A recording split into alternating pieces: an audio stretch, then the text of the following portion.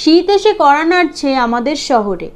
রাস্তায় এখন কম বেশি সবাই শীতের পোশাক পরছে, আর বাজারে চলে এসছে শীতের সমস্ত টাটকা সবজি। বর্তমানে এখন সব সবজি সবসময় পাওয়া যায়, কিন্তু টাটকা সবজির স্বাদ হয় অসাধারণ। তাই এই রকম টাটকা ফুলকপি নিয়ে চলে এসেছি ফুলকপির পকোড়া বানাতে। এই রকম পকোড়া সন্ধেবেলায় চায়ের সাথে হলে সন্ধ্যের আড্ডা একেবারে জমে যাবে।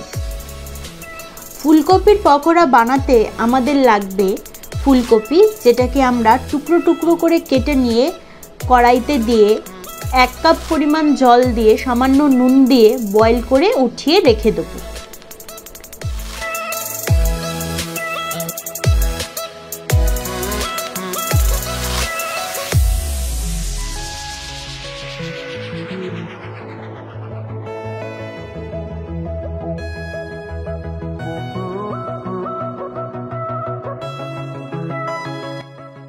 তারপর একটা বাউলে নিয়ে নেব বেসন,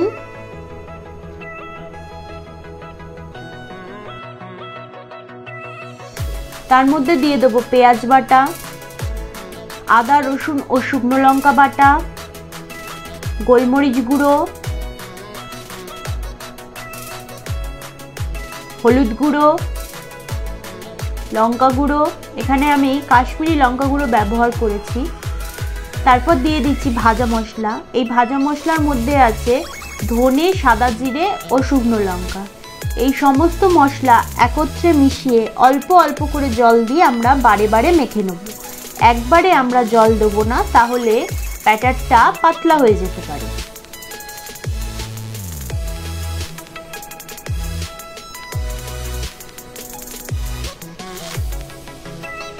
তারপরে আমরা এর মধ্যে দিয়ে দেব পরিমাণ মতো নুন,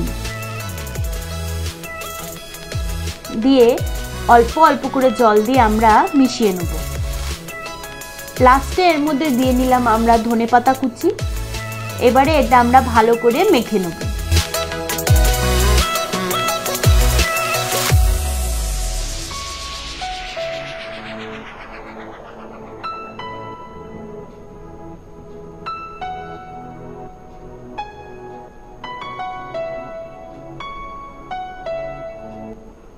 তারপর সিদ্ধ করে রাখা ফুলকপিগুলোর মধ্যে দিয়ে দেব লঙ্কা গুঁড়ো, হলুদ গুঁড়ো, গোলমরিচ গুঁড়ো,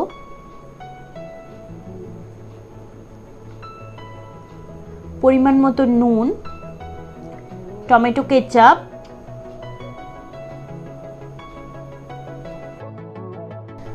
দিয়ে আমরা এটাকে ভালোভাবে মেখে নেব।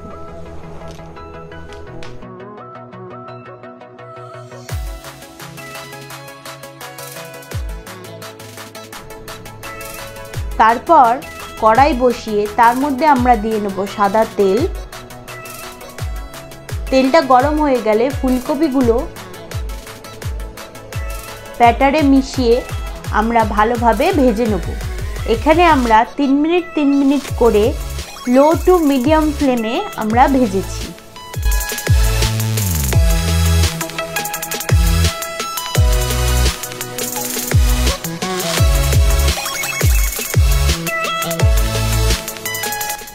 গোল্ডেন রেড হলে আমরা ফুলকপিগুলোকে তুলে নেব।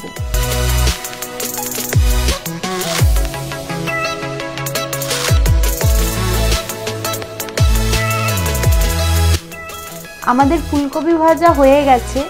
আপনারা দেখতেই পাচ্ছেন ফুলকপিগুলো দেখতে খুব সুন্দর ক্রিস্পি হয়েছে।